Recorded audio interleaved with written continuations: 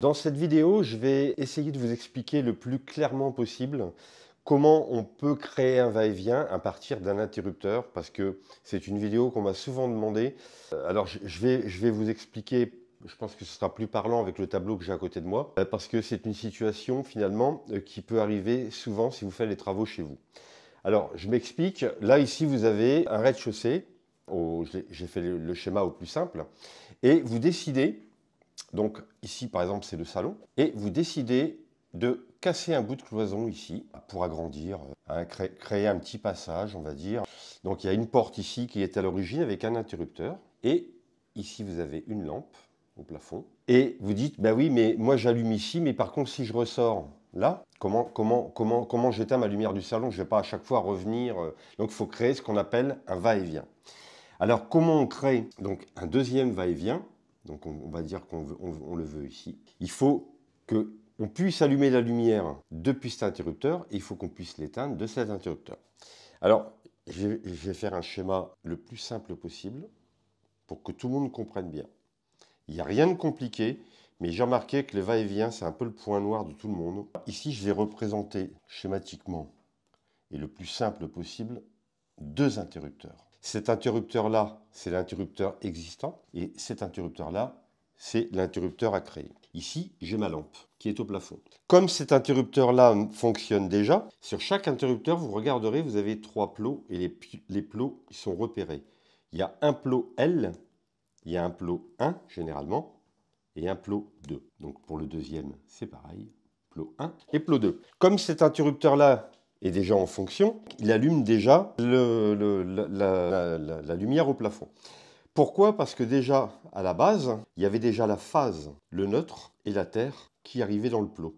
Alors la terre, je mets quand même ici entre parenthèses, parce que si c'est une maison ou un appartement qui a déjà un peu d'âge, bien souvent il n'y a pas la terre, justement, donc elle est à créer, mais bon, là on imagine, on suppose qu'il y a la terre. Bon, donc la connexion se fait comment? Un interrupteur, ça coupe la phase qui empêche le courant d'aller à la lampe. Donc ça veut dire que ici j'ai la phase qui arrive sur le plot L, et ça c'est impératif, il ne faut jamais que la phase arrive sur le 1 ou sur le 2. Ensuite, on prend le schéma, la phase va à l'interrupteur, à la lampe, et puis ici on revient se connecter au neutre. Alors généralement il y a soit un vago ou un domino. Donc je le mets ici d'une autre couleur, je vais le mettre en noir. Ça c'est la connexion du neutre. Voilà. Et après, donc on a ici, pareil, soit un vago ou un petit domino pour aller à la terre du plafonnier ou du pot DCL. Bon, voilà, maintenant on dit, voilà, maintenant il faut câbler notre va-et-vient. Alors pour câbler le va-et-vient, d'ici à là, il va falloir impérativement faire une liaison en 3 fils. Alors, les 2 fils de navette que je représente ici en noir, les 2 fils de navette et le fil de phase. Et ça, ce que je suis en train de vous expliquer là, c'est impératif. Si vous n'avez pas vos 3 fils qui renient le premier interrupteur au deuxième interrupteur, vous ne créerez jamais un va-et-vient. Alors, on continue. Donc, ici, l'interrupteur existant qui commande la lampe. Maintenant, on va regarder comment on câble ces 3 fils sur les 3 interrupteurs. Alors, vous voyez ici, le plot 1 qui va déjà à la lampe, on l'enlève. On le déconnecte et ici, on va rajouter un vago ou un petit domino qui va relier le plot L de cet interrupteur. Alors, on va respecter les couleurs parce qu'on l'avait fait en rouge tout à l'heure. Donc, on va le refaire en rouge là pour que vous compreniez bien. Voilà. Donc, ce fil-là, le premier fil, ici, un vago de la lampe qui va au plot L du deuxième interrupteur. Et maintenant, on va s'occuper de ces 2 fils qui sont là. Vous avez un plot 1 et un plot 2 qui n'est toujours pas branché. Alors, le plot 1, tout simplement, va au plot 1 et le plot 2 va tout simplement rejoindre le plot 2. Et ici, vous regarderez bien, vous avez 3 fils, 2 noirs et un rouge, comme en haut. Le rouge, il va à la lampe qui était initialement branchée sur le plot 1. Et ici, on crée les 2 navettes. Plot 1 avec plot 1, plot 2 avec plot 2. Voilà.